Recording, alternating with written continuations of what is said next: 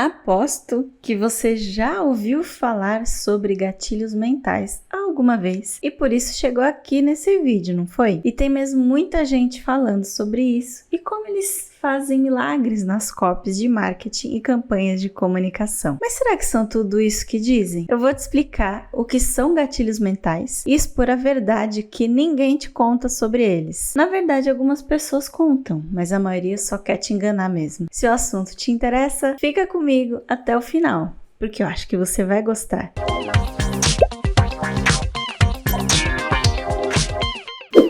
Olá, querida pessoa! Seja muito bem-vinda ao canal Aqui Tem Comunicação. Eu sou Eliane, jornalista por formação e especialista em comunicação em canais digitais. Acho muito importante deixar bem claro o que são os gatilhos mentais.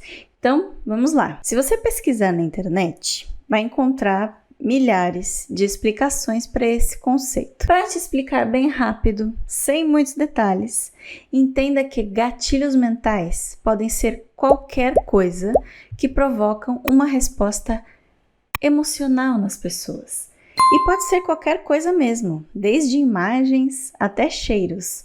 Ou seja, esses gatilhos mentais são uma espécie de controle remoto do cérebro, sabe? Como se você tivesse um controle nas mãos e dependendo de qual botão você aperta, vai provocar uma reação específica na pessoa que você quer controlar. E é exatamente aí que mora a ilusão. Muita gente defende a ideia de que palavras específicas têm um maravilhoso poder de fazer as pessoas reagirem ao seu conteúdo do jeito que você quiser. Você já deve ter ouvido alguém dizer que escrever de um jeito que gera uma sensação de escassez, por exemplo, de um produto, vai fazer a pessoa sentir pressa para comprar o que você está vendendo. Mas quem disse que a mente humana é tão facilmente manipulada assim? Quem disse que basta escrever algumas frases para controlar os desejos dos outros? Olha só.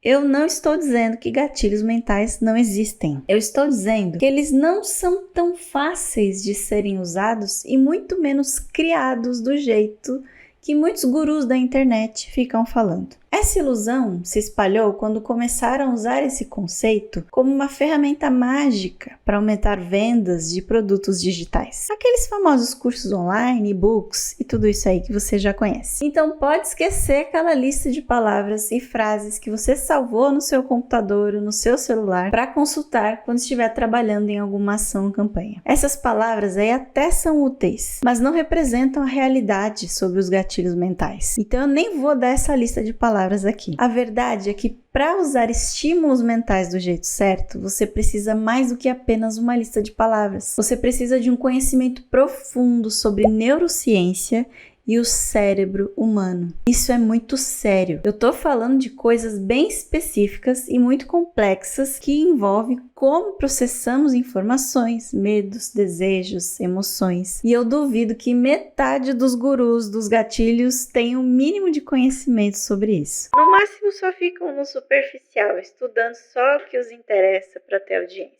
A neurociência tem muito a dizer sobre os ativadores mentais e as técnicas utilizadas no marketing. Se você tiver interesse, tem muitos estudos, muitos livros que falam sobre como nosso cérebro funciona quando processamos informações e tomamos decisões. Isso é algo muito importante. A verdade é que não existe uma fórmula única para usar gatilhos mentais. É uma mistura de fatores que determinam se o gatilho vai funcionar ou não. E isso depende da pessoa, do contexto, do momento e de muitas outras coisas imprevisíveis. Mas eu não vou entrar nesse mérito aqui, porque eu não sou especialista em neurociência. Se você quiser aprender sobre isso, recomendo que procure profissionais sérios, como o Pedro Camargo, por exemplo. Ele fala muito disso lá no Instagram e ele sabe o que ele está dizendo. Segue ele lá que você vai gostar. Agora, só para dar alguns exemplos e tentar deixar ainda mais claro o que eu falei até aqui, imagine que você esteja com muita fome. Talvez você esteja com fome agora. Se eu pedir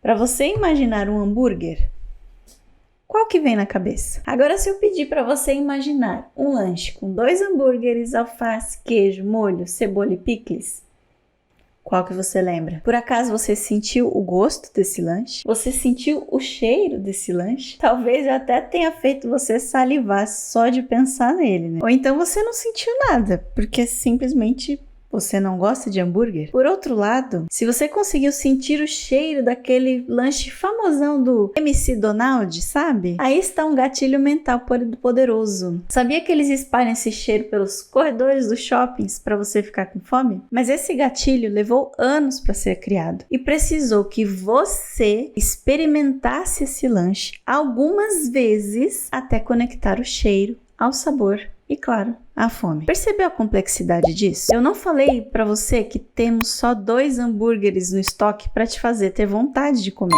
É muito mais profundo e exige a combinação de 2 coisas: tempo e experiência pessoal. Outro exemplo é quando você escuta uma música e lembra de alguma coisa na mesma hora que você ouviu. Isso acontece por 2 razões. Ou porque você gosta tanto dessa música que já ouviu ela milhares de vezes, ou porque aconteceu alguma coisa muito marcante com você enquanto tocava essa música. Na questão do cheiro, também é muito fácil lembrar de alguém só de sentir um perfume. Ou então também dá para lembrar de alguém só de ver uma cor específica ou um objeto que você sabe que outra pessoa gosta. Olha só como tudo isso que eu falei aqui mexe diretamente com as nossas sensações e emoções. E me desculpa, mas você pode ser o melhor escritor de copywriting do mundo e jamais vai conseguir fazer isso acontecer com palavras. Ou seja, palavras mexem muito com a gente, não tenha dúvida disso, mas elas não fazem milagre sozinha. Uma combinação que atinja ou provoque nossos sentidos sempre será melhor. Se você não sabe o que é copywriting, assiste a esse vídeo aqui do canal. Vou deixar o link na descrição também para você assistir daqui a pouco. Resumindo, gatilhos mentais existem sim e são realmente poderosos, mas nenhuma marca,